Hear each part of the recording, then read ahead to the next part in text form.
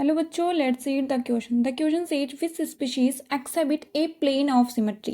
चार आपके पास कंपाउंड गिवन में, सॉरी 3 कंपाउंड गिवन है और फोर्थ ऑप्शन है ऑल ऑफ द अबोव। यहाँ बताना है कि ऐसा कौन सा आपके पास कंपाउंड है जो प्लेन ऑफ सिमेट्री रखता है। तो देखो बच्चों, इस क्वेश्चन का की कॉन्सेप्ट तो यहाँ पे बात करी गई है किसके बारे में, प्लेन ऑफ सिमेट्री के बारे में, या फिर हम सिमेट्री भी इसका की कॉन्सेप्ट लिखते हैं। प्लेन ऑफ सिमेट्री का मतलब क्या है, कंपाउंड में एक ऐसा प्लेन लगाना जो कंपाउंड को 2 बराबर भागों में बांटे, और जो 2 बराबर भाग बटे हैं ना आपके पास, वो दोनों एक दूसरे से क्या हो, बिल्कुल सेम हो। दैट मीन्स अगर मैं बात करूं, एक कंपाउंड मैंने लिया BF3, ये एक प्लेनर कंपाउंड है। इस प्लेनर कंपाउंड में अगर मैं यहाँ से बीच से प्लेन लगाती हूँ, मतलब बीच से इसको कट करती हूँ, बोरोन को फ्लोरीन को मैंने कट किया, तो ये फ्लोरीन इसको रिफ्लेक्ट करेगा, मतलब कि यहाँ पे प्लेन पॉसिबल है। इसी तरीके से इन कंपाउंड्स में प्लेन लगाना है और बताना है कि कौन सा ऑप्शन करेक्ट होगा। जब हम 3 मेंबर्ड, 4 मेंबर्ड और 5 मेंबर्ड में क्या करते हैं, प्लेन लगाते हैं, तो नॉर्मल स्ट्रक्चर से भी क्या लग जाता है, ये प्लेन लग जाता है।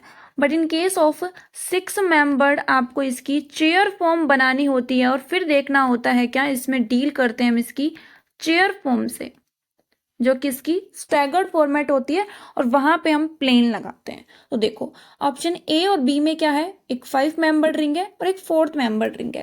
दैट मीन्स यहाँ पे डायरेक्टली लग जाएगा।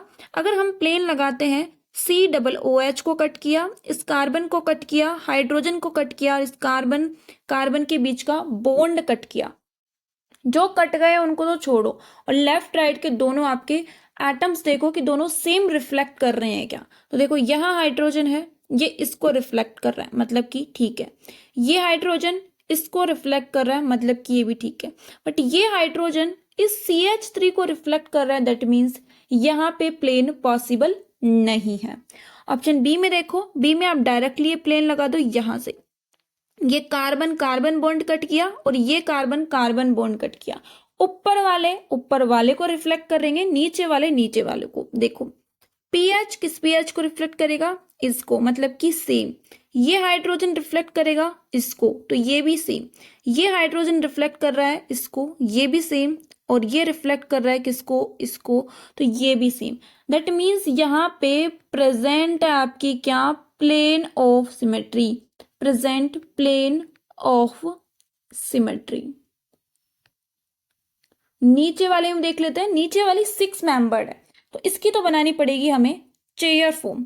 तो देखो 6 मेंबर्ड की चेयर फॉर्म कुछ इस तरीके से बनती है, जहां पे आप स्टार्ट कर लो एक कार्बन से, COOH ऊपर गिवन है, हाइड्रोजन नीचे है, फिर आपके पास वाले कार्बन पे हाइड्रोजन ऊपर है, OH नीचे, यहाँ हाइड्रोजन ऊपर है, ये हाइड्रोजन भी ऊपर है, फिर COOH नीचे है और ये यहाँ है, और फिर आपके पास OH ऊपर है और ये नीचे। जब भी आप कभी 6 मेंबर्ड रिंग में प्लेन लगाते हो, क्या करते हो, 6 मेंबर्ड रिंग में प्लेन लगाते हो, हमेशा प्लेन लगाना है 1,4 एटम से। कोई भी 1,4 एटम लो और फिर प्लेन लगाना, ठीक है। 1,4 एटम से आप प्लेन लगाओ, जैसे मैंने मान लिया कि ये 1 है, ये 2 है, ये 3 है, ये 4 है।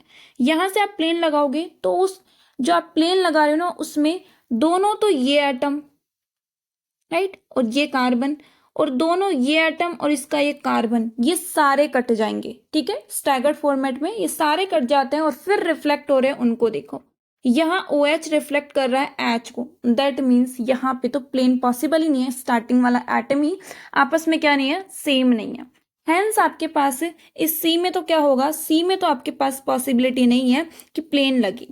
अगर आप यहाँ पे नॉर्मल में लगाना चाहते हो तो भी 1,4 से लगाना, ये फर्स्ट एटम, ये सेकंड, थर्ड, फोर्थ, यहां से आप प्लेन लगाना और फिर रिफ्लेक्ट करो। ये हाइड्रोजन इस OH को रिफ्लेक्ट कर रहा है, दैट मीन्स इनकरेक्ट है।